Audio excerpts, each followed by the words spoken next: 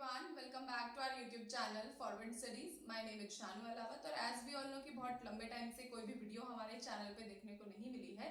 So here is the video for you और I hope कि ये वीडियो आपको बिल्कुल अच्छी लगने वाली है क्योंकि इसमें क्या है, हमने एक छोटा सा इंटरेक्शन सेशन रखा है अमित किशोर सर के साथ में. सबसे पहले तो थैंक यू कि आपने अपना टाइम देने दिया हमें, मतलब इतना टाइम निकाला मेरे लिए कि इंटरेक्शन कर लेते हैं और आपने उस चीज को मतलब सीरियसली ले लिया. Enough for me. चलिए धन्यवाद। आपने एक अच्छा ऑफ़र दिया था। मैं भी जुड़ना चाहता हूँ, अगर पुस्तकालय विज्ञान से संबंधित लोग जो भी हैं, अगर कुछ उसके बारे में जानना चाहते हैं, तो ये मेरे लिए भी सौभाग्य की बात है। जी बिल्कुल बिल्कुल, बस इसी मैंने भी इसी पर्पज से मतलब आप को मैसेज किया कि सर एक ऐसे रख लेते हैं सो दैट अभी बहुत सारे स्टूडेंट्स हैं मतलब जो इस फील्ड में आ रहे हैं और वो शायद बिना सोचे समझे कुछ बच्चे हैं जो एक प्री प्लानिंग के साथ आते हैं कि हमें ये करना है फिर हम आगे ये करेंगे. लेकिन बहुत सारे स्टूडेंट्स ऐसे होते हैं जो सिर्फ एक होता है कि हाँ हमने ये कर लिया है, लेकिन उनको ना आगे का ये पता नहीं रहता कि मतलब अब हमने ये कर तो लिया है लेकिन अब हम इस फील्ड में आगे करें क्या. हाँ, देखिए, अधिकांश लोग जो है लाइब्रेरी साइंस में आधे से अधिक ऐसे स्टूडेंट ही होते हैं जो कि डिग्री जब में वो एडमिशन लेते हैं तो उसे अधिक लाइब्रेरी साइंस के फील्ड के बारे में पता नहीं होता कि हम किस किस फील्ड में इसमें हमें जाना है, और सीरियसली नहीं लेते कि बस एक्स्ट्रा मतलब एक है कि हम एक्स्ट्रा एक कोई डिग्री ले रहे हैं, मेन जी कोर्स की तरह पर इसको कभी नहीं लेते हैं। आधे ऐसे बच्चे होते हैं, आधे से अधिक शायद ऐसे बच्चे होते हैं। बाद में धीरे धीरे उसे पता चलता है कि नहीं, इस फील्ड में है, अवसर है, और फिर वो इस फील्ड में अपना अपना रुचि। और जहाँ तक मैं अपनी खुद बात करूँ तो मैंने भी लाइब्रेरी साइंस में इसी तरह से एडमिशन लिया था। लेकिन आगे चल के मुझे फिर इसमें इंटरेस्ट आता गया और मैं फिर धीरे धीरे इस ही फील्ड का होकर रह गया, इसी क्षेत्र का होकर रह गया। जी सर, जैसे कि आपने अभी कहा कि मतलब आपने भी इसी तरीके से शुरुआत किया था, तो आपने जो ग्रेजुएशन की थी वो किस सब्जेक्ट से की थी पहले. देखिए, मैंने ग्रेजुएशन ऐसे पॉलिटिकल साइंस में किया है, और ग्रेजुएशन पोस्ट ग्रेजुएट, और मैंने पीएचडी भी पॉलिटिकल साइंस में किया है। तो जी पॉलिटिकल साइंस में हमारी पढ़ाई रही। इसके बाद मैंने बीएड कोर्स में, बीएचयू बीएड में भी मेरा एंट्रेंस में हुआ था, और भागलपुर में उसी समय निकला था लाइब्रेरी साइंस कोर्स, तो उसमें भी हो गया था। उसी दौरान मैं कुछ नहीं जानता था लाइब्रेरी साइंस के विषय में, किसी एक मित्र ने बताया था, अप्लाई करने तो कर दिया। फिर संजोग ऐसा था कि उसी मंथ में प्रतियोगिता दर्पण में पुस्तकालय विज्ञान के क्षेत्र में करियर पर एक आलेख आर्टिकल प्रकाशित हुआ था। उसको मैंने पढ़ा और मुझे लगा कि नहीं, इस फील्ड में बेहतर हो सकता है, और फिर मैंने लाइब्रेरी साइंस में एडमिशन लिया था। जी, तो फिर आपने मास्टर इन लाइब्रेरी साइंस भी किया है, मैंने देखा है आपकी जो बुक है उसमें आपने मेंशन किया हुआ है. हाँ, मैंने मास्टर ऑफ लाइब्रेरी साइंस भी किया है, और जी जी मैं गोल्ड मेडलिस्ट भी रहा हूँ लाइब्रेरी साइंस में भी। और मैंने यूजीसी नेट भी किया है, अप्रेंटिसशिप का भी किया है सेंट्रल रेफरेंस लाइब्रेरी से, पीजीडीसीए भी किया है, पीजीडी लैन भी किया है। तो लाइब्रेरी साइंस फील्ड में धीरे धीरे इंटरेस्ट बढ़ता गया, और फिर इससे संबंधित जो डिग्री है लाइब्रेरी साइंस में भी, मेरी पीएचडी इस साल ही नवंबर मंथ में कंप्लीट हो जाएगी। तो लाइब्रेरी साइंस में भी मैं पीएचडी कर रहा हूँ, और इस नवंबर मंथ में वो पीएचडी हमारी लाइब्रेरी साइंस में भी हो जाएगी। जी, बहुत बढ़िया सर, बहुत बढ़िया. तो सर मतलब अगर आप अंदाजा लगाएं तो लगभग आपको कितने साल हो गए हैं इस लाइब्रेरी साइंस फील्ड में.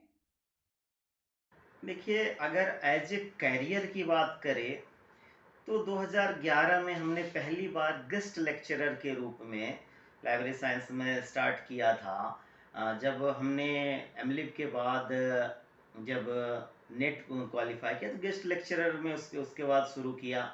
उसके बाद कई संस्थानों में कार्य किया, और ऐसे या लगभग 10-12 साल, तो 12 साल के 11-12 साल लाइब्रेरी साइंस फील्ड में मेरा हो चुका है। जी, तो सर जैसे अभी जो स्टूडेंट्स हैं वो प्रिपेयर कर रहे हैं जो कॉम्पिटेटिव एग्जाम है, चाहे वो केवीएस हो, डी ट्रिपल एस बी हो, या अदर स्टेट लाइब्रेरियन एग्जाम होते हैं, फिर चाहे वो मतलब किसी भी पोस्ट के लिए हो, स्कूल में लाइब्रेरियन की पोस्ट होती है, फिर उसके बाद लोग नेट क्लियर करते हैं, उसके बाद मतलब कॉलेज में लाइब्रेरियन लगते हैं। तो ये जो प्रिपरेशन आपकी जो रही है वो किस तरह की रही है? मतलब आपको क्या कुछ ऐसी चीजें फेस करनी पड़ी हैं? जैसे अभी स्टूडेंट्स हैं वो बोलते हैं कि इतना पढ़ा है लेकिन पेपर में तो भाई पता नहीं कहाँ से आ गया। देखिए, जब मैंने पढ़ाई शुरू किया और मैं एक गाँव का हूँ और मेरे पिताजी भी किसान हैं, माँ शिक्षिका रही हैं थीं, अब दुनिया में वो रही नहीं। मेरे दादाजी भी शिक्षक थे। तो हम लोगों को जो वहाँ का लोकल जो शहर था भागलपुर, मतलब आफ्टर 10th मैट्रिक के बाद वो गाँव से ही मैट्रिक किया, फिर वहाँ पर ही जाना था। तो वहाँ पर लाइब्रेरी साइंस की जहाँ तक पढ़ाई की बात हो, तो फुल फ्लेज्ड डिपार्टमेंट नहीं था, परमानेंट टीचर्स भी वहाँ पर नहीं थे। फिर भी जो टीचर थे उन्होंने गाइड किया और कुछ टीचर बहुत अच्छे टीचर थे, उन्होंने गाइड भी किया और उससे फिर एक लगा कि नहीं, लाइब्रेरी साइंस में करियर बनाया जा सकता है। और उसके बाद हमने कॉन्सेप्ट, हमने ही नहीं, सिर्फ हमारे साथ हम लोग जिस रूम में रहते थे, रूममेट हम लोग 2-3 लोग थे, तीनों ने, मतलब हम लोगों ने कभी ये सोचा ही नहीं कि नौकरी कैसे करना है, क्या हम लोगों को एमसीक्यूज बुक पढ़ना चाहिए। तीनों रूममेट का हम लोग इग्नू की मटेरियल हम लोगों के पास थी और इग्नू की मटेरियल से ही अध्ययन हम लोग करते थे और वहाँ पर जाते थे तो डिपार्टमेंट की लाइब्रेरी से कुछ पुस्तकें, जो पुरानी पुस्तकें होती थी, उससे हम लोग पढ़ते थे। लेकिन हम लोग जो है कॉन्सेप्ट क्लियर रखते थे और संजोग ऐसा है कि तीनों हम लोग अच्छी जगह पे सेटल हैं, मतलब अच्छी जगह नौकरी कर रहे हैं। इसके अलावा हम लोगों ने एक ही चीज़ देखा था कि कॉन्सेप्ट क्लियर करना, एक सब्जेक्ट वाइज पढ़ना है। ऑब्जेक्टिव तो कभी पढ़ा नहीं। लोगों को जो लग रहा है, आपने जो बोला कि छात्रों को लग रहा है क्वेश्चंस कहाँ से आ रहा है। देखिए, एक्चुअली आप एमसीक्यूज जब पढ़ेंगे, जब भी छात्र एमसीक्यूज पढ़ रहा है, तो जनरली एमसीक्यूज कौन सा होता है? एमसीक्यूज वही होता है जो अब तक प्रश्न एग्जाम में आ चुका है और उसी को आप जी। पढ़ रहे हैं। तो उससे अगर प्रश्न आ जाता है तो लगता है कि ठीक है, सही आया। लेकिन यूजीसी नेट में जो क्वेश्चन बनाया जाता है, जो नई तकनीक या सेवा जैसे जो नई चीज़ों का उद्भव हो रहा है, रिसेंट ट्रेंड या इमर्जिंग टेक्नोलॉजी जो भी लाइब्रेरी साइंस फील्ड में आ रहा है, उससे रिलेटेड प्रश्न बनाए जा रहे हैं। लेकिन आपने वो पढ़ा है जो कि अब तक प्रश्न आ चुका है, तो वहाँ पर तो उसको कन्फ्यूजन होगा ही। ऊपर से ऐसा है कि एक ही टॉपिक से, एक, जब आपका कॉन्सेप्ट क्लियर है तो कम से कम 10 से 15 प्रश्न बन सकता है। तो अगर 5 प्रश्न अभी तक बन चुका है, उसको पढ़ने के बाद सबको समझ में आ रहा है, अच्छा ये 5 प्रश्न तो आ रहा है। अगर वो 10 प्रश्न जो अगर बन के जो नया बनता है, नई प्रकृति का होता है, तो फिर लोगों को लगता है कि कहाँ से आ रहा है। तो ऐसा नहीं है, लोगों को यह नज़र छात्रों को रखना चाहिए कि नई तकनीक क्या है। जैसे आज के समय में इंफॉर्मेशन कम्युनिकेशन टेक्नोलॉजी जो है, तो इसका काफ़ी प्रभाव है लाइब्रेरी साइंस पर। अभी जैसे आज से 2-3 महीने पहले की बात है, जब चैट जीपीटी का एक दुनिया में आगमन हुआ और पूरी दुनिया इसके पीछे, एआई बेस्ड चैटबॉट के पीछे, एक तरह से समझिए कि उसको समझने के लिए उससे क्या यूज हो सकता है उसके लिए परेशान हैं। उसको कई लोग यूज भी कर रहे हैं, हैंडल भी कर रहे हैं। तो अगर ये कल को एक महत्वपूर्ण प्रश्न हो सकता है, लेकिन कई छात्र हैं जो रिसर्च आर्टिकल अगर पढ़ेगा कि एआई बेस्ड चैटबॉट क्या है, चैट जीपीटी क्या है, तो उस वो नई चीज़ों को सीख रहा है, उससे संबंधित प्रश्न अगर नेट में आ रहा है तो उसको जवाब दे पाएगा। लेकिन अधिकांश छात्र ऐसे हैं, जब तक यह प्रश्न नहीं बन जाएगा, किसी एग्जाम में पूछा नहीं जाएगा, तब तक वह मानने को तैयार ही नहीं होगा कि अच्छा, ये भी चैट जीपीटी से भी संबंधित प्रश्न आ सकता है। तो कि ये भी एक क्वेश्चन हो सकता है। जी, बिल्कुल, बिल्कुल। सर जैसे कि अभी आप कह रहे हैं कि मतलब जो नया कंटेंट है उससे मतलब अवेयर रहना चाहिए जो न्यू है। तो ये मतलब स्टूडेंट्स क्या प्रेफर करें? मतलब कोई नई ऐसी बुक्स जो नई आ जाती हैं, जैसे कि जो न्यू बुक आती है उसमें मोस्ट प्रोबेबली ऐसे किया जाता है कि नए जो कंटेंट है उसको ऐड ऑन कर दिया जाता है। लेकिन लाइब्रेरी साइंस का अगर देखा जाए तो उसके लिए मतलब हम क्या प्रेफर कर सकते हैं इनको कि हम जो टॉपिक्स हैं या जो रीसेंट है स्टूडेंट खुद ही अवेयर रहे, या कुछ एक दो चीजें ऐसी हो सकती हैं कि हम यहाँ से इसको कवर कर सकते हैं। देखिए आज के समय में छात्र की पढ़ने की क्षमता में, रीडिंग हैबिट्स में और रीडिंग कैपेसिटी में भी ह्रास हुआ है। लोग थ्योरी पढ़ना नहीं चाहते हैं। तो मैं अगर बोलूँ कि आपको रिसेंट जो नई टेक्नोलॉजी और नए प्रश्न के लिए जर्नल का अध्ययन करना चाहिए। जो लाइब्रेरी साइंस से जुड़ी जो पत्रिका होती है, एजलिक बुलेटिन, आईएलए बुलेटिन, इस तरह की पत्रिका में जो आलेख आते हैं, जो विद्वानों द्वारा लिखे जाते हैं नवीन तकनीकों पर, उसको पढ़ना चाहिए। लेकिन यहाँ पर स्टूडेंट तो पुस्तक ही नहीं पढ़ना चाह रहे हैं, वो तो चाह रहे हैं कि सिर्फ एमसीक्यूज बुक पढ़ के हम काम चला लें। थ्योरी बुक हमने हम मुझे इस बात का इसलिए अच्छी तरह से पता है, क्योंकि मेरी बुक जो थ्योरी बुक है और जो एमसीक्यूज बुक है, दोनों का आप बिक्री का रेशियो देखिएगा तो उसमें एक बड़ा गैप है। छात्र मेरे ख्याल से एमसीक्यूज बुक ना पढ़ के अगर थ्योरी बुक पढ़े तो वो ज़्यादा सक्षम हो सकता है जवाब देने में। लेकिन छात्रों का रुझान एमसीक्यूज बुक की तरह ज़्यादा ज़्यादा होता है। तो यहाँ पर छात्रों को अगर आप बोलना चाह रहे हैं तो अगर उनको यह सलाह दिया जाए कि आप जर्नल पढ़ें, या तो हो सके अगर आप जर्नल खरीद नहीं पा रहे हैं तो नई टेक्नोलॉजी से जुड़े हुए आप जो भी ऑनलाइन जर्नल है, तो उस जर्नल के कंटेंट को अगर किसी किसी लोग ने अगर अपने आर्टिकल के बारे में कुछ पोस्ट किया, आजकल सोशल मीडिया का ज़माना कि मेरी एक आर्टिकल पब्लिश हुई है इस टॉपिक पे, या वो यूआरएल दे रहा है तो उसको ओपन करे, उससे पढ़े, उससे संबंधित चीज़ें ले। अगर ये कर सके तो वास्तव में वह उस प्रश्न के लिए तैयार हो पाएंगे। बिल्कुल, बिल्कुल सर, ये जो है शायद ये बिल्कुल हेल्पफुल रहेगा स्टूडेंट्स के लिए। जैसे आप कह रहे हैं कि आपकी बुक है, तो थोड़ा-सा इस बारे में बात करते हैं। आपने बहुत सारी किताबें लिख दी हैं शायद अभी तक, जितना मेरी नॉलेज में है। तो टोटल नंबर ऑफ बुक्स आपने कितना अभी तक लिख चुके हैं सर आप? देखिए वैसे तो नंबर ऑफ बुक्स की बात करें तो अभी तक मैंने 30 पुस्तक लिखी है, 30 बुक लिखी है, मतलब उसको लिखना नहीं, 6 7 या 8 बुक एडिटेड बुक है।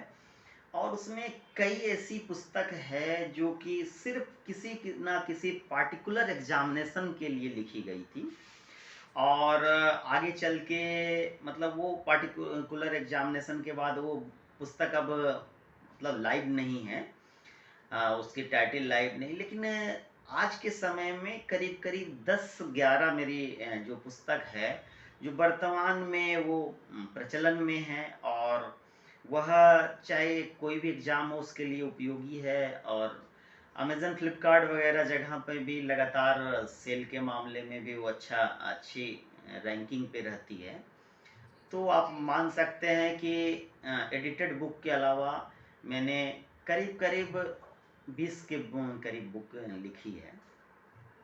जी, बहुत बढ़िया सर, बहुत बढ़िया। तो सर जो पहली बुक आपकी थी, आपने कौन-सी थी, मतलब पहली बुक जो आपने लिखी थी वो कौन-सी थी? पहली बुक मेरी एग्रीकल्चर इंफॉर्मेशन सिस्टम थी, जो कृषि सूचना प्रणाली इलेक्टिव पेपर के रूप में हम लोग जब एमली पढ़ते थे तो वहाँ पर एक सब्जेक्ट पेपर था, वहाँ इलेक्टिव पेपर था, उसमें कृषि सूचना प्रणाली या आपका पब्लिक लाइब्रेरी सिस्टम या एकेडमिक लाइब्रेरी सिस्टम, इसमें से कोई एक चूज करना होता था। तो हम जिस यूनिवर्सिटी में पढ़ते थे वहाँ पर कृषि सूचना प्रणाली पढ़ाई जाती थी, और काफ़ी उसमें उसमें जो पाठ्य सामग्री खासकर हिंदी माध्यम में तो था ही नहीं। तो मैंने उस समय सोचा कि क्यों ना एक बार ट्राई किया जाए कि हमारे बाद जो आएगा स्टूडेंट तो उसको ये समस्या ना रहे, उसको मटेरियल मिले इसमें। तो वहीं से हमने शुरुआत की थी कृषि सूचना प्रणाली। हमारे एक टीचर थे, श्री वरुण सरकार सर थे, वहाँ पर पढ़ाते थे, वहाँ डायरेक्टर भी रहे थे हम जहाँ पे संस्थान में पढ़ते थे। उन्होंने काफ़ी गाइड किया था, काफ़ी गाइड किया, और मैंने पुस्तक लिखी थी उन्हीं के गाइडेंस में, और ज्वाइंट रूप से हम दोनों की वो पुस्तक, पहली पुस्तक प्रकाशित हुई थी। जी, जी, जी। तो सर रिस्पॉन्स, मतलब आप बता सके कि कैसा रिस्पॉन्स रहा था बुक का? पहली पुस्तक बहुत ज़्यादा मार्केट में, चूँकि ऑनलाइन मार्केट में उस समय पहुँच नहीं पाई थी, लेकिन जितने लोगों तक पहुँची थी तो वो छात्रों को या शिक्षकों को या जिसको भी मैंने दिया पसंद आई, और काफ़ी वो लैंग्वेज उसको उसकी पुस्तक की छात्रों को उसको लगा कि नहीं ये हम समझ रहे हैं, तो हमें लगा कि शायद हमारी लिखी हुई लोगों को समझ में आ रही है और इससे फ़ायदा पहुंच पा रहा है, जिस जो हम सोचे थे तो वो वास्तव में उसको हम लिख पाए हैं कि स्टूडेंट को हेल्प मिलेगा, और उनको हेल्पफुल वास्तव में उसके लिए सहायक साबित हो रही थी। जी, जी। तो सर अभी जैसे अभी रिसेंट में जो एग्ज़ाम्स हो रहे हैं, इनको लेके आपकी कोई न्यू बुक आने वाली है? मतलब अगर पूछें, क्योंकि स्टूडेंट्स को तो ऐसे ही रहता है कि न्यू कंटेंट के अकॉर्डिंग हमें कोई नई बुक मिल जाए जो न्यू पब्लिश हुई हो। देखिए मैंने एक्चुअली पहली बार जब पुस्तक लिखी उसके बाद हमने जब कॉन्टेक्ट पे मैं गेस्ट लेक्चरर में था, तो मैंने एक बार कुछ नोट्स टाइप के स्टूडेंट के लिए बनाए, उसको टाइप करवा के फिर अच्छे से मैंने प्रूफ रीडिंग भी नहीं किया, जैसे तैसे उसको मैंने पीडीएफ बना के एलआईएस लिंक्स पर मैंने डाल दिया था। मुझे नहीं पता था कि ये पुस्तक लोगों को पसंद आएगी, या मुझे लगा कि कुछ लोग शायद इसको पढ़ ले, लेकिन वो पुस्तक आश्चर्यजनक रूप से काफ़ी मात्रा में डाउनलोड हुआ, और मुझे डेली उस पे मेरा फ़ोन नंबर भी था, डेली उस पुस्तक से संबंधित कई कॉल्स आने लगे, और पूरे भारत में जहाँ पर भी, यहाँ तक कि इग्नू वगैरह के जो स्टडी सेंटर थे, जहाँ पर सिर्फ़ इंग्लिश में स्टडी मटेरियल उपलब्ध था, तो वहाँ के छात्रों को हिंदी माध्यम में सीधे-सीधे वो पीडीएफ 180 पेज की थी, तो उसी का नोट्स का फ़ोटोकॉपी करा के दे दिया जाता था कि आप इसको पढ़िए। तो मुझे लगा कि यह काफ़ी हेल्पफुल हो रहा है, और यहाँ तक कि टीचर्स जो थे वहाँ के, जो भी गाइड कर रहे होंगे छात्रों को, वो लोग भी सजेस्ट कर रहे थे।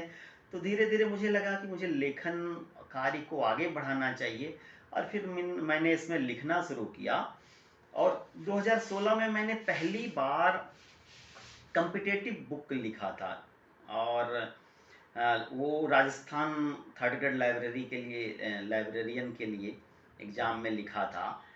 तो उसके बाद उससे काफ़ी, उसमें से 100 में से 120 पेज की पुस्तक मेरा पेज था लाइब्रेरी साइंस का, उसमें से 100 में से करीब 50 प्रश्न उससे आए हुए थे। तो उसके बाद हमें लगा कि ये एक अच्छा रिस्पॉन्स रहा। उसके बाद मैंने कोशिश की कि जितनी भी एग्ज़ाम के लिए मैंने पुस्तक लिखी, उसके बाद हर नेक्स्ट एडिशन में मैं नए कंटेंट जोड़ता जाता हूँ, और उसको जो भी सुधार हो सके एडिट करके उसको नए कंटेंट हमेशा अपडेट करता हूँ। तो मेरी जो पुस्तक है वो पुराने कंटेंट उसमें है नहीं, और वर्तमान में मेरी जो 5-6 टाइटल है जो कि अभी ज़्यादा प्रचलित है, उसमें से एक हिंदी की बात अगर करें तो हिंदी में अभी पुस्तकालय एवं सूचना विज्ञान के सैद्धांतिक एवं अवधारणात्मक आयाम आयाम जो 2 खंडों में है, तो वो भी जस्ट पिछले साल ही उसका लेटेस्ट एडिशन आया है। लाइब्रेरियन भर्ती परीक्षा गाइड का भी पिछले साल ही लेटेस्ट एडिशन आया है। इसके अलावा वन लाइनर शॉर्ट नोट्स है, उसका भी पिछले साल आया है वो लेटेस्ट एडिशन। इंग्लिश में मेरी जो बुक है वो दो है, एक conceptual approach to library information science, और an objective approach to library and information science, दोनों का लेटेस्ट एडिशन अभी जस्ट आया हुआ है। सिर्फ एक 5500 प्लस जो ऑब्जेक्टिव जो 2020 के अंत में आई थी, तो 3 साल हो गया है, उसका दूसरा एडिशन अब तक नहीं आया है, समय अभाव रहा है, लेकिन कोशिश कर रहे हैं, उस पर भी वर्कआउट हम लोग कर रहे हैं। जल्द ही शायद उसका भी लेटेस्ट एडिशन आएगा। और नए टाइटल की जहाँ तक बात है, तो यहाँ पर क्या है कि जितना मैंने टाइटल बोला ये पूरी तरह से कॉम्पिटिटिव बुक है। जो थ्योरी हो, ऑब्जेक्टिव हो, या वन लाइनर शॉर्ट नोट्स हो, वो एग्ज़ाम में कंपटीशन जो व्यावसायिक पाठ्यक्रम के बाद जो प्रतियोगी परीक्षा के लिए उसको टारगेट करके लिखी गई है।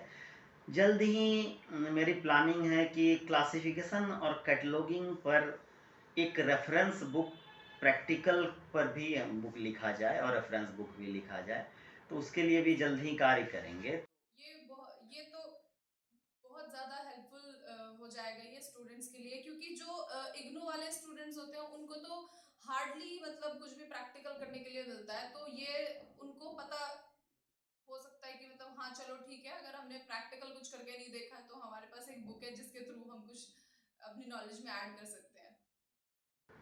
हाँ, तो मेरी प्लानिंग है कि आने वाले समय में प्रैक्टिकल से संबंधित पुस्तक लिखें, क्योंकि व्यावसायिक पाठ्यक्रम के बाद आपसे उम्मीद की जाती है कि आप जो उससे संबंधित जो जो प्रैक्टिकल पहलू है उसका भी आप जानते हों, उसकी नॉलेज रखते हो। प्रैक्टिकल अभी डिस्टेंस मोड में बहुत सारी डिग्रियां आ रही है लाइब्रेरी साइंस के क्षेत्र में, अधिकांश लोग डिस्टेंस माध्यम से आ रहे हैं, तो उनका प्रैक्टिकल पोर्शन बहुत कमज़ोर हो रहा है। और कम्पिटेटिव बुक मेरी लगभग सारी आ चुकी है। अब जिस इसमें ज़्यादा लिखने को कुछ बचा नहीं है, चाहे थ्योरी कंप्लीट थ्योरी बुक है हिंदी में, फिर वन लाइनर भी है, उस आपका एक ऑब्जेक्टिव जो होना चाहिए एमसीक्यूज बुक भी है। तो अब नेक्स्ट टारगेट मेरा प्रैक्टिकल से संबंधित ही है। सर ये ज्यादा बेहतर हो जाएगा, क्योंकि जो चीजें हैं ऑलरेडी वो तो है ही, उसमें ऐड ऑन करने के लिए और हो जाएगा। ये प्रैक्टिकल नॉलेज तो वैसे भी ज्यादा ही होनी चाहिए। तो सर जैसे अभी आपको पता ही है कि अभी रीसेंट एग्जाम्स जो हुए हैं, जैसे अभी केवीएस लाइब्रेरियन का एग्जाम हुआ था, तो सर उसमें मतलब कट ऑफ का कुछ खेल अलग ही था, बिल्कुल अलग लेवल का था मतलब। देखिए, कुछ चीज़ें हम और आपके समझ से बाहर होती है, और उस उन चीज़ों पर बात करना भी हम लोगों के हक में नहीं होता है। लेकिन जो है, यह तो एक सत्य है कि जो अनुमान मैंने या कुछ विशेषज्ञों ने लगाया था कि कट ऑफ ये हो सकता था, प्रश्न का लेवल देख के शायद उससे बहुत ज़्यादा कट ऑफ गया। अब इसके वही सर। पीछे का कारण क्या रहा है ये तो मैं नहीं बता सकता, परंतु कट ऑफ निश्चित रूप से इतना कट ऑफ की उम्मीद मैंने भी नहीं की थी, और छात्रों ने भी नहीं की रही होगी। हाँ सर, सबके लिए मतलब ये बहुत ही बड़ा सा सरप्राइज दे दिया था केवीएस वालों ने कि ये कट ऑफ है। खैर अभी जो मतलब आपके अकॉर्डिंग जो। ये केवीएस से इसका कोई लेना देना नहीं है, क्योंकि एग्जामिनेशन जो है केवीएस की वैकेंसी थी, लेकिन एग्जामिनेशन कंडक्ट सीबीएसई ने कराया था, और सीबीएसई ने भी एक प्राइवेट एजेंसी को दिया था। तो इसमें से सरप्राइज का, या जिस भी तरह से आप अगर किसी को कोई काम करने के लिए अगर दे रहे हैं कि बाजार जाके कुछ लाना है, अब बाजार जाके वो क्या ला रहा है, क्या कर रहा है, तो वो आप घर बैठे नहीं कर सकते। इसमें केवीएस की कहीं से कोई भूमिका ना रही, और क्योंकि केवीएस आज तक केवीएस के सिलेक्शन जो हुए हैं, काफ़ी अच्छी क्वालिटी के टीचर्स आए हैं, काफ़ी फेयर रहे हैं, क्या केवीएस हमेशा इंटरव्यू कंडक्ट कराती रही है, तो कभी किसी तरह की समस्या आज तक देखने को नहीं मिली है। तो इसमें केवीएस की तो कोई रोल मुझे नहीं लगता है कि कहीं पर, या सीबीएसई जैसी संस्थाओं का हो सकता है। हाँ, देखिए, जब प्राइवेट संस्था को कोई दिया जाता है किसी तरह का, तो उस पर विश्वसनीयता आज भी सरकारी संस्थाओं की तरह नहीं रहती है। यह बात भी एक सत्य है। खैर, इस बातों पे हम लोग ज़्यादा डिस्कस ना करें तो ज़्यादा बेहतर है। इस पे तो ये एक वैसी चीज है कि मतलब इस पे डिस्कस करके कुछ हमें मिलने वाला भी नहीं है, इस तरीके से कि कर ले या नहीं कर ले बराबर ही है, डिस्कस करने से कोई फायदा इसका होना भी नहीं है। फ़ायदा नहीं इस पर, जो अब क्या, अगर कट ऑफ गया या कैसे गया, ये तो हम लोग सिर्फ अनुमान ही लगा सकते हैं। बिल्कुल सर, बिल्कुल। तो सर अभी जैसे लेवल की बात करें, जो पेपर अभी हो रहे हैं, जैसे अभी DSSS का भी पेपर हुआ है, केवीएस का हुआ है, अदर जो पेपर थे एनवीएस का हुआ था, तो इनका इनका लेवल मतलब आप किस तरीके से कहेंगे? पहले जो था मान लो 2018 में जब एक हुआ था केवीएस का पेपर लाइब्रेरियन का, और अभी वाला जो पेपर है, इसमें आपको कितना मतलब अंतर देखने को मिला? लेवल में कितना डिफरेंस था इसमें? देखिए, अभी जो पिछले साल जो 3 एग्ज़ाम, वैकेंसी का एग्ज़ाम है, नवोदय विद्यालय का, केंद्रीय विद्यालय का, अभी हाल-फिलहाल में DSSSB का, तो कुल मिला के ये 3, 2 5 और 2 7, 7 शिफ्ट में एग्ज़ाम हुआ। तो 7 पेपर रह गए, 7 शिफ्ट में एग्ज़ाम लिया गया। DSSS का 3 शिफ्ट में हुआ, KVS और NVS का 2 शिफ्ट में था। तो पेपर का लेवल जो था, इस तीनों एग्ज़ाम का, इसको स्टैंडर्ड लेवल कहा जा सकता है। इसमें ऐसे प्रश्न थे जो पुराने प्रकृति के भी थे और काफ़ी नई चीज़ों का भी जो समावेश हुआ था उसका भी था। तो वास्तव में प्रश्न का स्तर इसी तरह का होना ही चाहिए कि एक अच्छे स्टूडेंट को, जिसने अच्छी तरह से अध्ययन किया, जिसका कॉन्सेप्ट क्लियर है, और पहले के जो प्रश्न होते थे उसमें जो सब रट के आया है, दोनों में ज़्यादा अंतर नहीं रह जाता था। लेकिन फिलहाल जो एग्ज़ाम में जो प्रश्न आया, इसमें से साफ अंतर, जो सिर्फ एमसीक्यूज पढ़ के आया है और जिसने अच्छी तरह से कॉन्सेप्ट क्लियर करके अच्छे से अच्छे रेफरेंस सोर्स का, अच्छी पुस्तक का अध्ययन किया है, तो उसके दोनों और मार्क्स और दोनों में से अंतर पैदा करता है। ये इस तरह के प्रश्न पूछे गए थे। तो मतलब अभी जो आने वाली ईएमआरएस की जो वैकेंसी आई है लाइब्रेरियन की, उसमें भी हम लेवल को ऐसे ही मतलब एक्सपेक्ट करके चले कि इसी तरीके का एक लेवल हमें वहां भी देखने को मिलेगा? देखिए, ईएमआरएस की आप वैकेंसी की बात करें, चाहे सिलेबस की बात करें, ये पूरी तरह से नवोदय की प्रीवियस तरह ईयर है। कॉपी सिमिलर और वही चल रहा है। हाँ, और सिलेबस भी हूबहू वही है, और क्वेश्चन का पैटर्न भी नवोदय वाला ही होगा। और इसमें से आप देखिएगा तो गौर से, तो अगर 80 मार्क्स का जो लाइब्रेरी साइंस है 120 में, तो काफ़ी अच्छा मतलब परसेंटेज है लाइब्रेरी साइंस का। उसमें 65 तो सीधे सीधे प्रश्न पूछे जाएंगे, लेकिन जो जो 15 प्रश्न है, वो प्रैक्टिकल बेस्ड प्रश्न पूछे जाएंगे। उसमें साफ लिखा हुआ है, मतलब प्रश्न का स्तर सीधे सीधे ना होकर प्रश्न आपको थोड़ा मॉडरेट करके पूछा जाएगा, या नेप एनईपी से जुड़ा हुआ प्रश्न भी उसमें पूछा जाएगा। तो काफ़ी अच्छी तरह से अगर आप तैयारी करना चाह रहे हैं, या कोई भी छात्र करना चाह रहे हैं, तो उसके लिए एक पिछले नवोदय का जो एग्ज़ाम हुआ है, उसके उसके प्रश्नों का अध्ययन करना उसके लिए काफ़ी हेल्पफुल रहेगा। जी, मतलब पीवाईक्यू अगर लगा पा रहे हैं तो वो सबसे ज्यादा हेल्प करेगा।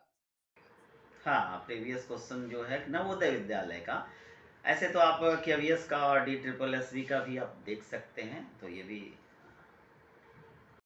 जी बिल्कुल। तो सर जैसे अभी हम जो न्यू स्टूडेंट्स आ रहे हैं, अभी न्यू स्टूडेंट्स के लिए मतलब लाइब्रेरी साइंस फील्ड में करियर ऑप्शंस क्या क्या मतलब हो सकते हैं आपके अकॉर्डिंग?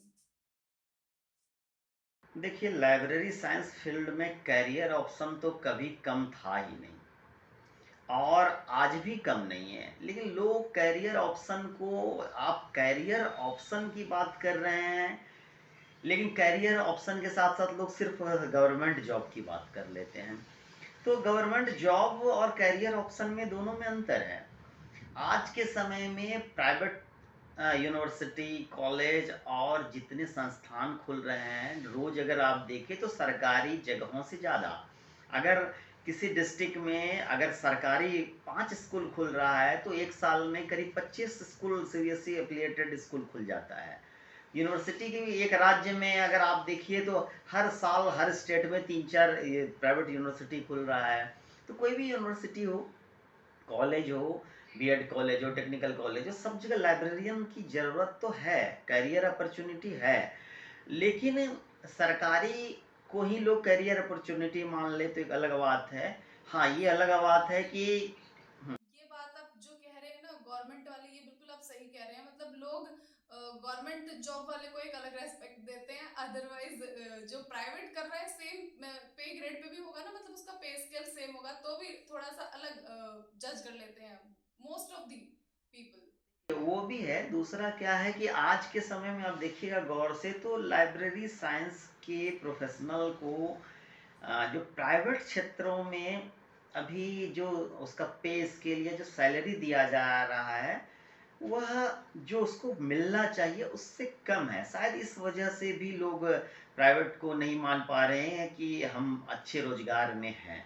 कुछ ऐसी यूनिवर्सिटी और कुछ ऐसे कॉलेजेस भी या स्कूल्स भी है, जो कि प्राइवेट में भी काफ़ी अच्छा पे स्किल लाइब्रेरियन को देता है। एग्जाम्पल के लिए आप डीएवी डीएवी पब्लिक स्कूल की बात करें, तो डीएवी पब्लिक स्कूल में जो लाइब्रेरियन है, उसका काफ़ी अच्छा पे स्केल दिया जाता है उसको। जी या ये जी प्राइवेट यूनिवर्सिटी भी ऐसा है, तो ऐसा नहीं है कि नहीं मिल रहा है, वो भी है। और दूसरा क्या है कि 2018 के बाद चीज़ें अचानक से बदली है। जी आप देखिए लाइब्रेरी साइंस में हमने 2009-10 में हमने फाइनल कर लिया था। उसके बाद से 18 तक को आप 2016 तक का आप देखिए एक बार, तो उस दौरान काफ़ी कम वैकेंसी शायद सिर्फ और सिर्फ वो केंद्रीय विद्यालय में और नवोदय विद्यालय जैसे जगहों में ही आती रही थी। लेकिन अचानक से 2018 के बाद देखिए केंद्रीय विद्यालय में करीब करीब 2 बार 18 में आई है, फिर अभी वैकेंसी बड़ी वैकेंसी थी। राजस्थान में 3 बार अच्छी खासी वैकेंसी आ चुकी है। मध्य प्रदेश में कॉलेज लाइब्रेरियन की 300 प्लस वैकेंसी एक बार आई, फिर आई हुई है। DSSB का भी 2-3 बार एग्जाम हो चुका है। तेलंगाना में काफ़ी वर्षों बाद काफ़ी बड़ी वैकेंसी आई हुई, 400-500 पदों की आई हुई है। इसके अलावा कई ऐसे राज्य जैसे बिहार में वैकेंसी 8-9 हज़ार पदों पर प्रस्तावित है और संभावना है कि जल्दी हो जाए। इसके बाद कई ऐसे क्षेत्र हैं जैसे कि झारखंड जैसे राज्य में स्कूल लाइब्रेरियन के लिए एक भी पद सृजित नहीं था। वहाँ पर अभी करीब करीब जैसे EMRS की बात करें, मॉडल जो रेसिडेंशियल स्कूल है, ठीक इसी तर्ज पे झारखंड में भी रेसिडेंशियल मॉडल स्कूल खोला गया है। वहाँ पे करीब 90 सीटों पे लाइब्रेरियन पद सृजित करके अभी फिलहाल कॉन्टेक्ट पे वैकेंसी निकाली गई है। लेकिन ये बड़ी बात है कि पद सृजित हुआ है। जी तो बिल्कुल। लाइब्रेरी और खासकर NEP का जो प्रभाव है, न्यू जो एजुकेशन पॉलिसी है, इसके प्रभाव से लाइब्रेरी जो है, जो भी संस्थाएं हैं वो लाइब्रेरी को इग्नोर अब नहीं कर पा रही है। और आने वाले समय में काफ़ी रोजगार इस क्षेत्र में देखने को मिलेगा। और इसके अलावा एक और भी चीज़ है कि अगर अच्छा कोई लाइब्रेरी साइंस स्टूडेंट है, उसका मैनेजमेंट अच्छा है, उसके पास थोड़ी बहुत पूंजी अच्छी है, तो प्राइवेट लाइब्रेरी खोलना भी उसके लिए बहुत अच्छा ऑप्शन है, बहुत अच्छा बिजनेस है। आज देखिए हर शहर में, हर मोहल्ले में 2-4 प्राइवेट लाइब्रेरी खुली हुई है जहाँ पर लोग बच्चे सिर्फ पढ़ने के लिए जाते हैं और उसको अच्छी खासी फीस दे रहे हैं। तो ये अगर लाइब्रेरी साइंस का स्टूडेंट अगर ये करे, तो शायद उसको और बेहतर वे में वो सब उसको मैनेज कर पाएगा। बिल्कुल सर साहब बिल्कुल सही कह रहे हैं। मतलब ऐसे है कि स्टूडेंट्स अगर अभी ग्रेजुएशन कर लिया है लाइब्रेरी साइंस में, फिर मास्टर्स कर लिया, तो वो एक गवर्नमेंट जॉब की तरफ ही मतलब पूरा अपना फोकस कर लेते हैं। अदर जो चीजें हैं उनमें शायद इतना इन्वॉल्व होने की कोशिश ही नहीं करते हैं। देखिए बढ़िया भी है कि अपनी शुरुआत जब तक उम्र है उसके पास गवर्नमेंट जॉब को ट्राई करे। और यह भारत में खासकर मिडिल क्लास फैमिली का एक बिल्कुल। मेंटलिटी कहिए या उसका सपना होता है कि जी गवर्नमेंट जॉब में जाए। उसके माँ बाप का भी सपना होता है कि जाए। तो यह करना चाहिए, मेरे भी ख्याल से सबको पहला कोशिश तो गवर्नमेंट जॉब के लिए करना चाहिए। लेकिन उसके बाद भी ऐसा नहीं कि गवर्नमेंट जॉब नहीं हुआ तो हम अब लाइब्रेरी साइंस में हमारे पास कोई ऑप्शन नहीं है। तो बिल्कुल यह भी नहीं बिल्कुल, सोचना चीजें चाहिए पेंडिंग आपने। रहेंगी हाँ तो जो चलेंगे। हाँ, जो पढ़ाई जिसमें आपने किया है, अगर बिजनेस ही कुछ करना चाह रहे हैं तो क्यों ना उसी फील्ड में आप हाथ आजमाएं। बिल्कुल अगर कहीं और अभी प्राइवेट में जॉब करना है तो क्यों ना हम लाइब्रेरी साइंस फील्ड में ही प्राइवेट जॉब में हाथ आजमाएं। तो ये भी कर सकता है, तो ये भी ऑप्शन है। हाँ मतलब बिल्कुल ये भी किया जा सकता है। इसके लिए भी ऐसा है कि हाँ, सिर्फ अगर ये नहीं है तो मतलब कुछ और तो हो ही सकता है ना। अपने लिए पहले से एक अदर भी साइड सोच के चलना चाहिए। जी। तो सर जैसे अभी आप कहाँ वर्किंग है, मतलब आप किस फील्ड में अभी वर्किंग है लाइब्रेरी साइंस की किधर पे? मैं केंद्रीय विद्यालय में लाइब्रेरियन पद पर हूँ। केंद्रीय जी विद्यालय जी में 2014 से केंद्रीय विद्यालय में ही मैं लाइब्रेरियन पद पर हूँ। जी। और सेंट्रल गवर्नमेंट जॉब है, फिलहाल अपने होम स्टेट में हूँ। और इसके अलावा मैं अभी भी असिस्टेंट लाइब्रेरियन, असिस्टेंट प्रोफेसर वगैरह की कई जगह इंटरव्यू तक भी मैं पहुंचा हूँ। एक्चुअली जी हमारी PhD जो लाइब्रेरी साइंस में अभी तक पूरी नहीं हो पाई है, इसके लिए थोड़ा सा हमें प्रॉब्लम हो रहा है कि API स्कोर में थोड़ा कमी हो जा रही है। जी। और मेरे पास काफ़ी अपॉर्चुनिटी था कि पॉलिटिकल साइंस में मैं करियर को आगे बढ़ा सकता था। लेकिन अब मुझे लाइब्रेरी साइंस फील्ड में काफ़ी मतलब कहीं कि हमारा मन लग गया है। सब मजा आने लग गया उसमें अब करते करते। में हमें रहना है, आगे भी फ्यूचर में कुछ प्लानिंग हो तो हम आगे बढ़ने का कोशिश इसी फील्ड में करेंगे। जी, बिल्कुल सर। मतलब मुझे तो बहुत अच्छा लगा, मतलब ऐसे था कि हाँ, आपसे पूछूं सर आपकी जर्नी कैसी रही है, क्या मतलब आपको फेस करना पड़ा है चीजें, तो मतलब सही है। अगर वही है कि अगर आप लगे रहते हैं तो आप कहीं ना कहीं एक जगह पे पहुंच ही जाएंगे।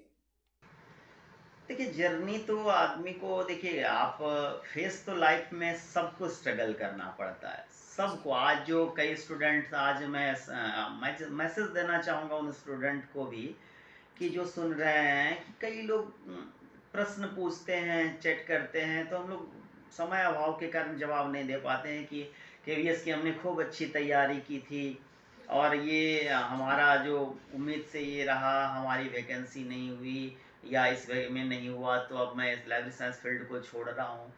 तो देखिए लाइफ है, लाइफ में कई उतार चढ़ाव आते रहता है और ऐसा नहीं कि सिर्फ और सिर्फ एक बार कुछ परिस्थितियां अनुकूल नहीं रही तो आपके लिए अनुकूल नहीं रहेगी। आखिर में हम लोग जैसे पढ़ने वाले भी लोग तो आखिर में कहीं ना कहीं पर सेटल हो रहे हैं, लोग पढ़ रहे हैं, कर रहे हैं। कभी कभी कुछ खराब परिस्थितियां आती है, लेकिन हमेशा ऐसी परिस्थितियां नहीं होती है। तो उसको ऐसा नहीं सोचना चाहिए। ये एकलव्य मॉडल रेसिडेंशियल स्कूल की एक बड़ी वैकेंसी आई हुई है और गौर से देखें तो कुल 740 पदों पर पद जो सृजित हुआ था और उस पर वैकेंसी अनाउंस की गई थी बजट में, तो लगभग 50% पद पर ही अभी सारे पदों पे जितने भी टीजीटी या पीजीटी के जितने भी एकलव्य मॉडल रेसिडेंशियल स्कूल के जो वैकेंसी अनाउंस की गई थी उसके 50% पदों पर ही वैकेंसी निकाली गई है। तो जी। आने वाले समय में निश्चित रूप से अभी 369-70 पद पे और वैकेंसी अगले साल देखने को मिल सकती है। जी। तो तैयारी करते रहना चाहिए। जो हमारे हाथ में है जी। वो हमें पूरी तरह से 100% करना चाहिए। बाद बाकी कुछ ईश्वर और भाग्य पे भी छोड़ देना चाहिए। बिल्कुल सर, बिल्कुल। मतलब ये है कि मोटिवेटेड रहें और पढ़ते रहें जब तक कि ये है कि हाँ, मतलब कुछ तो करना ही है ना। तो अगर गवर्नमेंट नहीं मिल रही है तो प्राइवेट ऑप्शंस तो बाद में भी फिर ओपन है ही आपके लिए, बट एटलीस्ट तब तक तो लगे रहे जब तक एज है तुम्हारी। हाँ, पढ़ाई तो जारी रखनी ही चाहिए बिल्कुल। और ये तो सब चाहता है, लेकिन लोगों की परिस्थितियाँ क्या होती है यह तो उस पर निर्भर करता है। लेकिन बिल्कुल मैं सर। तो ये कहूँगा कि जो आप कर रहे हैं, जहाँ पर आप लगे हुए हैं, आपको अपने लिए बेस्ट समय निकालना है और फालतू की चीज़ों से आपको दूर रहना है। अपने विकास में आपको आगे समय जो भी है उसमें लगाना है। जी। जी। सर मतलब बहुत अच्छा लगा मुझे आपसे बात करके। इतनी सारी आपने बातें बोली, बहुत सारी चीजें ऐसी थी जो जिनसे मैं अवेयर भी नहीं थी, तो अभी जानने को मिला है। So thank you so much sir, आपने मतलब इतना टाइम दिया। मेरे जो क्वेश्चंस हैं वो ऑलमोस्ट खत्म हो गए हैं मैं पूछते पूछते, बल्कि जो मैंने सोचा नहीं था मैंने वो भी आपसे पूछ लिया है। कुछ एड ऑन होते बातें होते होते और भी मैं पूछ गई आपसे। तो सही है सर, आपसे बात करके मुझे बहुत अच्छा लगा और आई होप कि जो भी व्यूअर्स ये देखेंगे उनके लिए ये बहुत हेल्पफुल रहने वाला है कि मतलब आप आने वाले सेशंस में अपनी तैयारी को किस तरीके से कर सकते हैं। चलिए आपको भी बहुत बहुत धन्यवाद और जो आपके जो चैनल से जुड़े हुए जो व्यूअर होंगे, जो छात्र होंगे, तो उनको भी हमारी बातें उन तक पहुंच पाएगी और जी। उनसे मैं जुड़ पाऊंगा। और अच्छी बात है कि मुझे भी जुड़ना अच्छा लगता है लाइब्रेरी साइंस के फील्ड से, जो उसके लाइब्रेरी साइंस के जो छात्र हैं जी सर। उनसे जुड़ना।